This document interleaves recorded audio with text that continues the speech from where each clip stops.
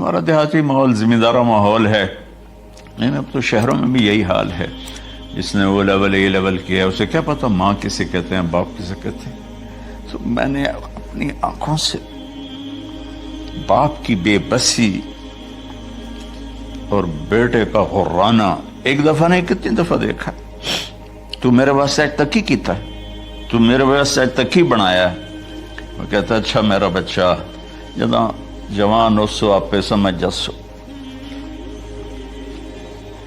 جبریل انسانی شکل میں آئے کہ یا رسول اللہ کچھ سوال کیے، قیامت کب آئے گی؟ کہ اللہ کو پتہ ہے. کہ کوئی نشانی؟ فرمایا جب دیکھو کہ بیٹیاں بھی ماؤں کو نوکر کی طرح دھتکار رہے ہوں تو سمجھنا قیامت آنے والی ہے. کچھ عرصہ پہلے ایک بچی اور ماں، تو ماں کچھ بات کر رہی تھی اور بیٹی کہہ رہی تھی بھوک نہیں بھوک نہیں، اور اس کی ماں کے خون سے بھرے ہوئے آنسو بہ رہے تھے اور اس کی ہچکیاں لگ رہی تھی کہ یہ وہ ہے جس کو میں نے اپنے پیٹ سے جنا اور اپنی چھاتی کا دودھ پلاتے پلاتے پلاتے میں نے کتنی تکلیفیں برداشت کی، اور آج کر یہ بھوک نہیں. کہ ایک بدو آیا صحابی کا، یا رسول اللہ میرا باپ مجھ سے پوچھے بغیر میرے مال کو خرچ کر دیتا ہے. آپ نے فرمایا بلاؤ بھائی. جب اسے پتہ چلا کہ میرے بچے نے میری شکایت کی ہے تو اسے بڑا دکھ ہوا. تو اس نے دل ہی دل میں چند اشعار پڑھے، زبان پہ ادا نہیں دل میں آئے. تو جب وہ مسجد میں انٹو رہا تو جبریل پہلے ہی آئے بیٹھے تھے کہ یا رسول اللہ اللہ فرما رہے ہیں اس سے کہو کہ پہلے وہ اشعار سنائے جس کو اس کے کانوں نے نہیں سنا لیکن اللہ نے من فوق عرش ہی سن لیا ہے، عرش کے اوپر اللہ نے سن لیا ہے. تو آپ نے اس سے ارشاد فرمایا کہ تمہاری بات ہم سنتے ہیں باپ بیٹے کی، لیکن پہلے وہ شعر سناؤ جو تیری زبان سے ادا نہیں ہوئے، تیرے کانوں نے نہیں سنے، تیرے دل کی گونج تھی اور تیرے دل کی آہ اور فریاد تھی جو دل ہی میں گھٹ کے رہ گئی، اسے اللہ نے سنا ہے. وہ کہتا ہے سناؤ. کہنے لگا یا رسول اللہ آپ کا رب ہر وقت ہمارے ایمان کو آپ پر زیادہ سے زیادہ بڑھاتا رہتا ہے، اس ذات کی قسم جس کے قبضے میں میری جان ہے. یہ چند میرے دکھ بھرے خیالات الفاظ کی شکل میں ڈھلے لیکن میری بزم تصور میں ہی رہے اور وہیں دفن ہو گئے، باہر نہیں نکلے، میری زبان سے ادا نہیں ہوئے، میرے کانوں نے نہیں سنا، آپ کے رب نے سن لیا. آپ نے کہا اچھا بتاؤ تم نے کہا کیا تھا؟ تم نے کہا جی میں نے بچے کی جب سنی شکایت میری کی ہے تو میں نے کہا تھا غضوتک مولودا وعلتک یافعا تعل بما اجنی علیک وتنہل وإذا ضاقتك بالسقم ليلة لم أبت لسقمك إلا ساهرا أتململ كأني أنا المتروك دونك بالذي تركت به دوني وعيني تحمله تخاف الرضا نفسي عليك وإنها لتعلم أن الموت وقت مؤجل فلما بلغت السن والغاية التي إليها مدى ما فيك كنت أؤمل جعلت جزائي غلظة وفظاظة كأنك أنت المنعم المتفضل فليتك إن لم ترع حق أبوتي فعلت كما الجار المجاور يفعل فأوليتني حق الجوار ولم تكن علي بمال دون مالك تبخل. میں ابھی ترجمہ کرتا ہوں. اس کا میرے نبی پر کیا اثر ہوا کہ آپ کے ٹپ ٹپ آنسو گر رہے تھے اور آپ کی داڑھی آپ کے آنسوں سے تر ہو رہی تھی. یہ اتنا فصیح کلام ہے کہ عربوں کو بھی پسینہ آ جائے گا ترجمہ کرنے کے لیے. تو میں تو عربی نہیں ہوں لیکن یہ فخر تو حاصل ہے، بھلے ہیں یا برے ہیں دو چار قدم ہم بھی تیرے ساتھ چلے ہیں. کچھ عرصہ اہل علم کی محفلوں میں بیٹھے، کچھ زبان کی شناسائی ہوئی تو میں اپنی کم مائگی کے ساتھ اس کا ترجمہ کروں گا. وہ کہتا ہے غزوتک مولودا وعلتک یافعا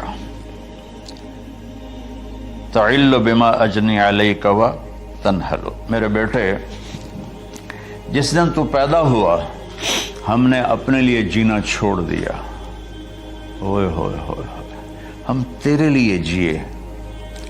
تیری ماں تجھے دودھ پلاتی تھی، میں تیرے لیے روٹی کے نوالے لاتا تھا، میری ساری کمائی پہلی اور آخری سب تیرے اوپر لگتی تھی۔ تجھے خوش دیکھتے تھے تو خوش ہوتے تھے، تجھے روتا دیکھتے تھے تو ہم روتے تھے۔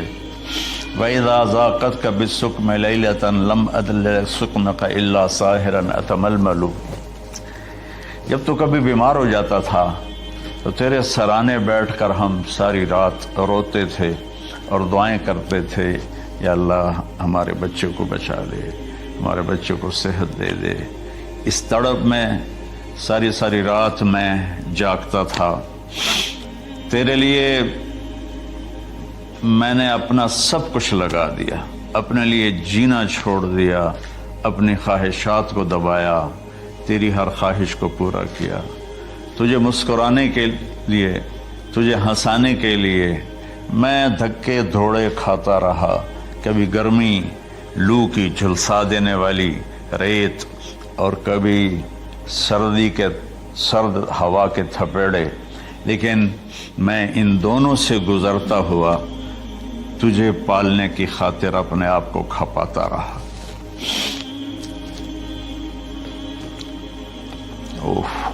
فلما بلغت السن والغایۃ التی الیہ مدی ما فیک کنت اؤمل، بیٹا میں نے اپنے ہڈیوں کا رس بھی تیرے اندر ڈال دیا، صرف کمائی نہیں، میں نے اپنے ہڈیوں کا رس تیرے اندر ڈالا، میں نے جو کچھ تھا تیرے اوپر قربان کیا۔ تجھے مسکراتا دیکھ کر میں اپنے غم بھولتا تھا، تجھے ہنستا دیکھ کر مجھے دکھ بھول جاتے تھے، اور پھر آہستہ آہستہ آہستہ میری ہڈیوں کا گودا، میری کمائی تیرے اندر گئی، اور تو ایک خوبصورت درخت کی طرح بڑھتا چلا گیا، بڑھتا چلا گیا، بڑھتا چلا گیا، بڑھتا چلا گیا، اور میری بڑھاپے نے کمر جھکا دی اور میں جھکتا چلا گیا، جھکتا چلا گیا۔ میرا خیال تھا کہ جیسے میں اس کی انگلی پکڑ کے چلتا تھا، اب میری باری ہے، یہ میری انگلی پکڑ کے چلے گا۔ جیسے میں اسے سینے سے لگاتا تھا، پیار کرتا تھا، جھولے جھلاتا تھا، باغ میں لے جاتا تھا، یہ ساری اس کی تعبیرات کے اندر داخل ہیں، الفاظ میں نہیں ہیں۔ تو مجھے خیال آتا تھا جب میں بوڑھا ہو جاؤں گا نا تو میرا بیٹا بھی مجھے ایسے ہی لے کے پھرے گا، میرا بیٹا بھی میری سنے گا۔ یہ 100 دفعہ پوچھتا تھا یہ کیا ہے، اور میں ہر دفعہ جواب دیتا تھا یہ ہے۔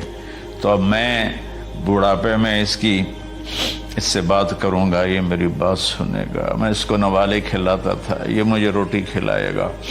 میں اس کا انگلی پکڑ کے چلتا تھا، یہ میرا ہاتھ پکڑ کے چلے گا۔ میری کمر بڑھاپے نے جھکا دی اور میں ایک خشک پیڑ کی طرح ہو گیا، اور جوانی نے تیری کمر کو سیدھا کیا اور تو ایک تر و تازہ درخت بن گیا۔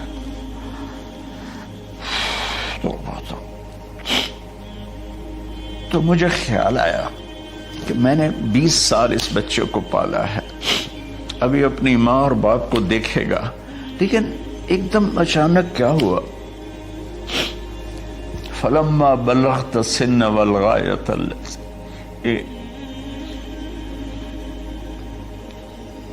الیہا مدی ما فیک کنت اؤمل، جب تو اس عمر کو پہنچا جس میں ہماری امیدیں تیرے ساتھ لگ گئیں، ہمیں بڑھاپے نے بے آسرا کر دیا اور تیری جوانی نے تجھے ہمت دے دی، تب ہمارا خیال آیا کہ اب یہ ہمارے ساتھ وہی کرے گا جو ہم نے اس کے ساتھ کیا۔ لیکن کیا ہوا؟ جعلت جزائی غلظۃ وفظاظۃ کأنک انت المنعم المتفضل،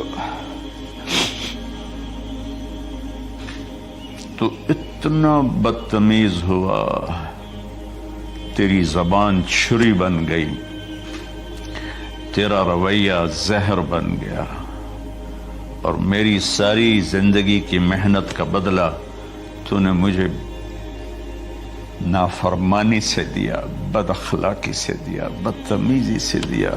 میں حیرت بھری نظروں سے تجھے دیکھتا رہا اور میں اپنی پچھلی 20 سالہ زندگی کو جھٹلاتا رہا کہ میرے خیال میں میں اس کا نوکر ہوں اور یہ میرا مالک، میں اس کا باپ نہیں، میں اس کا نوکر ہوں، کیونکہ ماں باپ کے ساتھ ایسا کوئی نہیں کرتا ہے، یہ میرا مالک ہے اور میں اس کا نوکر ہوں، اس لیے مجھے ڈانٹ رہا ہے۔ کتنے بچوں کو میں نے یہ کہتے سنا اپنے باپ کو، تو میرے واسطے آج تک کیتا کی، تو میرے واسطے آج تک بنایا کی، اور جو آپ بے بسی کی تصویر بنا ہوتا تھا وہ شکلیں بھی میرے سامنے ہیں۔ تو کمال کے اشعار، میں سوچ رہا ہوں جو میرا یہ حال ہے 1400 سال بعد کہ میرے آنسو نہیں رک رہے، تو اللہ کے نبی تو زارو قطار روئے تھے، داڑھی آنسوں سے تر ہو گئی تھی۔ کہا بیٹا جب تو نے میری ساری زندگی کی محنتوں کا بدلہ بدتمیزی سے دیا، گالی گلوچ سے دیا، دھکے دے کر باپ کو گھر سے نکال دیتے ہیں، تو بیٹا میں یہ سمجھا کہ تو نے ایک خواب دیکھا تھا، تو نے ایک خواب دیکھا تھا کہ تو باپ ہے اور یہ بیٹا ہے۔ اصل حقیقت یہ ہے کہ یہ مالک ہے اور میں نوکر ہوں۔ پھر آگے کہتا فَلَيْتَكَ إِن لَّمْ تَرَ حَقَّ أُبُوَّتِي فَعَلْتَ كَمَا الْجَارُ الْمُجَاوِرُ يَفْعَلُ۔ اچھا چلو بیٹا، تو نے مجھے باپ تو نہ سمجھا، چلو ایک پڑوسی سمجھ لو۔ عرب میں پڑوسی کا بہت خیال کیا جاتا تھا، اور یہ عرب کی شان تھی کہ اپنے پڑوسی کو وہ عزت دیتے تھے جو اپنے گھر میں ایک دوسرے کو عزت دیتے تھے۔ تو اس نے پھر اس کی طرف اشارہ کیا کہ اگر میں تیرا باپ نہیں ہوں، تیرے رویوں کو دیکھ کر تو یہی لگتا ہے کہ میں تیرا نوکر ہوں، تو میرا مالک ہے، تو چلو اتنا تو کر دے جتنا ایک پڑوسی کے ساتھ کرتا ہے۔ فَأَوْلَيْتَنِي حَقَّ الْجِوَارِ وَلَمْ تَكُنْ عَلَيَّ مِنْ دُونَ مَالِكَ تَبْخَلُ۔ تو پڑوسی پر تو عرب خرچ کرتے ہیں، تو بھی تھوڑا سا میرے اوپر خرچ کر دیتا اور تو بخیل نہ بنتا، اور میرے خوابوں کو چکنا چور کر دیا، میری امیدوں پر پانی پھیر دیا، میرے بڑھاپے کو ذلت اور رسوائی میں بدل دیا۔ اچھا میرا پتر جا خوش رہو۔ ماں باپ کہاں بد دعائیں کرتے ہیں؟ تو میرے نبی کی آنکھوں سے آنسو، یہ ساری داڑھی تر ہو گئی، تو آپ نے اس کے بچے کو گریبان سے پکڑا اور جھٹکا دے کر دھکا دے کر دفع ہو جا، انت ومالک لابیک، تو اور تیرا سب کچھ تیرے باپ کا ہے۔ حضرت علی رضی اللہ تعالیٰ عنہ سے کسی نے پوچھا کہ آپ کے بیٹے حسن کیسے بیٹے ہیں؟ کہا حسن میرا وہ بیٹا ہے کہ جب میں چلتا ہوں تو میرے آگے نہیں چلتا، میرے پیچھے چلتا ہے، جب کہیں بیٹھنے کا موقع آتا ہے تو یہ پہلے نہیں بیٹھتا، پہلے مجھے بٹھاتا ہے پھر خود بیٹھتا ہے، جب کھانے پر بیٹھتے ہیں تو یہ روٹی کی طرف ہاتھ نہیں بڑھاتا جب تک میں نہ بڑھاؤں، یہ سالن کی طرف ہاتھ نہیں بڑھاتا جب تک میں نہ بڑھاؤں، میں کمرے میں ہوں تو یہ چھت پہ نہیں چڑھتا کہ میرے باپ کی بے ادبی ہو جائے گی۔ میں حالانکہ چھت پہ چڑھنا ضرورت کے لیے ہوتا ہے، لیکن قربان جائیں اہل بیت کے ایسے ہی اخلاق ہوتے ہیں، آل رسول ایسے ہی ہوتے ہیں۔ میرے عزیزوں نوجوانوں سے کہہ رہا ہوں جن کے والدین زندہ ہیں، ہم تو محروم ہو گئے، وہ قبروں میں چلے گئے، لیکن میں اتنا مصروف رہتا ہوں۔ اب یہ کرونا کی وجہ سے گھر میں بیٹھے ہوئے ہیں، یعنی میری زندگی ایسے پہیے کی طرح گھومی ہے، اور پھر دل کی تکلیف، پھر اس کے ساتھ سر کا درد شدید، اس کے باوجود میں روزانہ 10 نفل اپنے باپ کے لیے پڑھتا ہوں، 10 نفل اپنی ماں کے لیے پڑھتا ہوں، اور 4 نفل اپنی خالہ کے لیے پڑھتا ہوں، کہ ساری زندگی سجدوں میں سر رکھ کے اس کا ثواب ماں باپ کو پہنچاؤں، تو ماں باپ کا حق ادا نہیں ہو سکتا۔